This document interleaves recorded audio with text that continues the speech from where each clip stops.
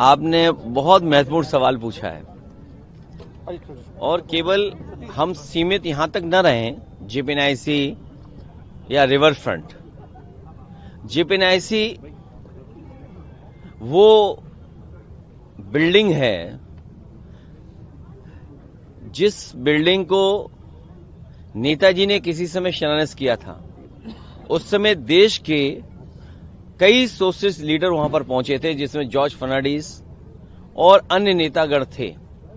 और ये तय किया गया था कि लखनऊ में इंडिया हेरिटेज सेंटर जो दिल्ली में, उससे बेहतर कोई स्थान हो समाजवादियों की और समाजवादियों की पहचान बने।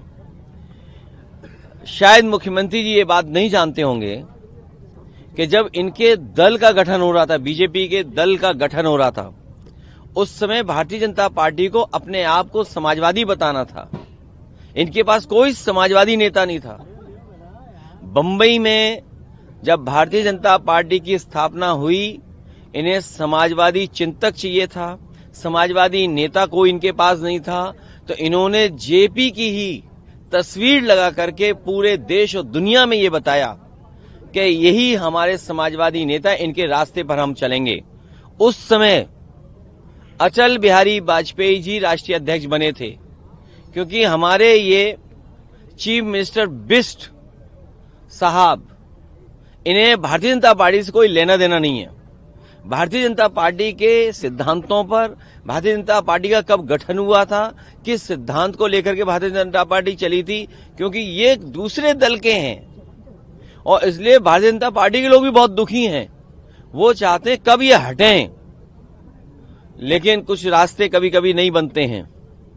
तो पहले तो ये पता होना चाहिए, जब भारतीय जनता पार्टी का गठन होना था, इन भारतीय जनता पार्टी के लोगों के पास जिनकी बड़ी बड़ी प्रतिमाएं लगी हैं, इन्हीं में एक राष्ट्रीय अध्यक्ष चुने गए थे।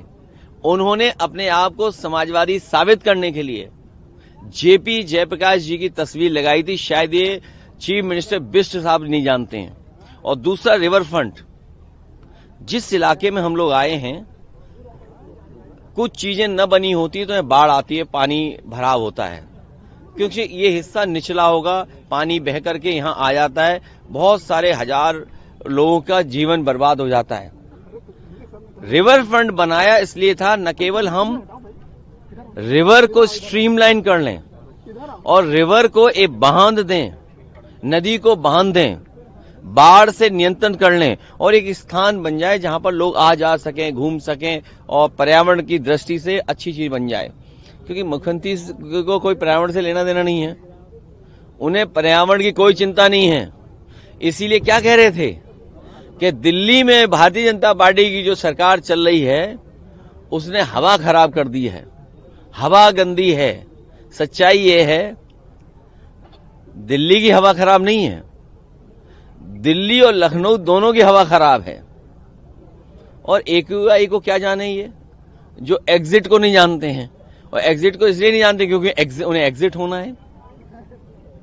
तो रिवर फ्रंट अपने आप में नदी साफ रखने की व्यवस्था थी कि कोई भी नाला उसमें न जुड़े।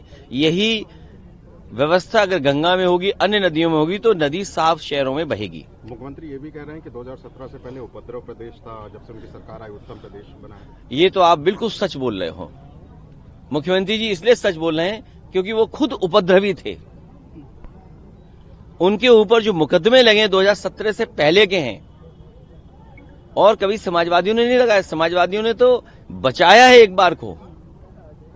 ये हम स्वीकार करते हैं, गलती है समाजवादियों की कि सहानुभूति रखते हैं कभी कभी, लेकिन सच्चाई ये है, उपद्रव, लोगों में झगड़ा कराना, हिंदू मुसलमान करना, आगजनी कराना, नफरत फैलाना, ये मुख्यमंत्री जी का काम रहा है।